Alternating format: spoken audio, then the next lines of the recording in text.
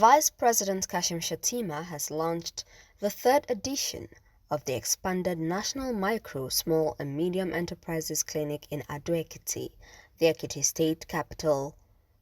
The expanded National MSME Clinics was one of the federal government's strategies for making it easier to do business in Nigeria.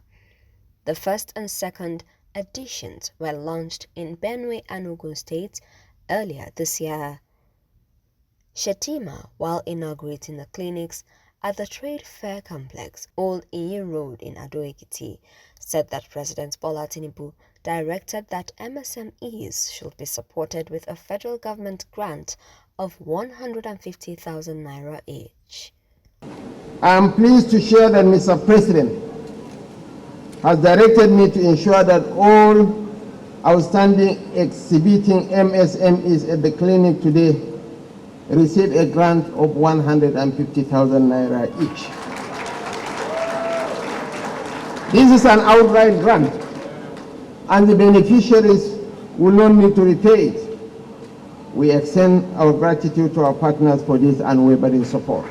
The future of work isn't just about acquiring skills. The future of work is about cultivating a sustainable ecosystem where our people can consistently learn and relearn skills in demand. The world as we know it evolves every day, and so should we. And there is no nobler way to appeal to the land of honor and integrity than by ensuring that we are not only expanding the labor market, but also supporting the skills required. Together, we can do a lot. Separately, we can add very little value. Earlier, Shettima, who was received by Governor Biodun Oyebanji and other top government officials, commissioned the Ekiti State ultra-modern fashion and garment hub at Odua Textile Complex, Basiri, Ado-Ekiti. The Vice President and his entourage also inspected the Ado-Ekiti hub, a pet project of the wife of the governor, Dr. Olayemi Oyebanji. Shettima said while it competes ideally with others globally, the hub has the potential of creating an estimated 48,000 jobs annually. In his remark, Governor Oyebanji expressed gratitude to the Vice President for his wise counsel and support for his administration in the state. He called on the political class in Ekiti to support the Tinubu-led administration. The only thing I need to add, Mr. Vice President, is to say thank you. I'm extremely grateful for your counsel, wise counsel.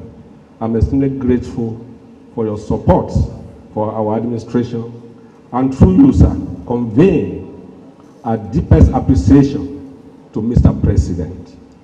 Mr. President has been a father indeed. Everything he promised us when he came here to campaign is fulfilling them.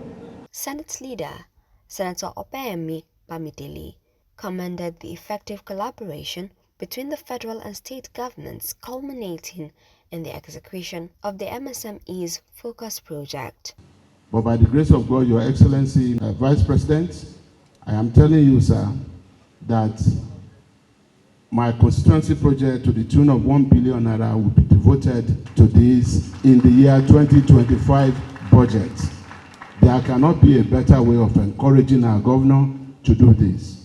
And I know between you and Mr. President, you will do much more. You are already doing a lot for Ekiti by way of intervention. Similarly, the Minister of Solid Minerals, Mr. Dele Alake, assured the people of the state that their welfare and well-being are prioritized by the Tinubu administration. He also urged Ekiti people to support the federal government regardless of the prevailing conditions, assuring that the future is bright as Nigeria is going through the challenges of economic restructuring and socio-economic re-engineering. Only through a convergence of interests that you can have peace, and it is from peace that progress develops. Ekiti is lucky to have President Bola Ahmed Tinubu at this point in time to pilot the affairs of Nigeria.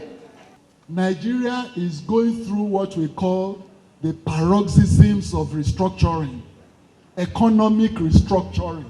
The countries that we jackpot to, they are supposedly developed and progressive. They have infrastructural, technological development.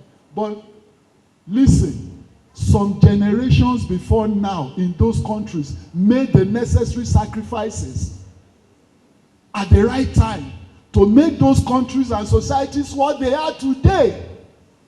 If we do not make the sacrifices today for our better tomorrow, then we will not have started anything and we will be failures to our unborn generation. Do we want to be failures? Thank you, ladies.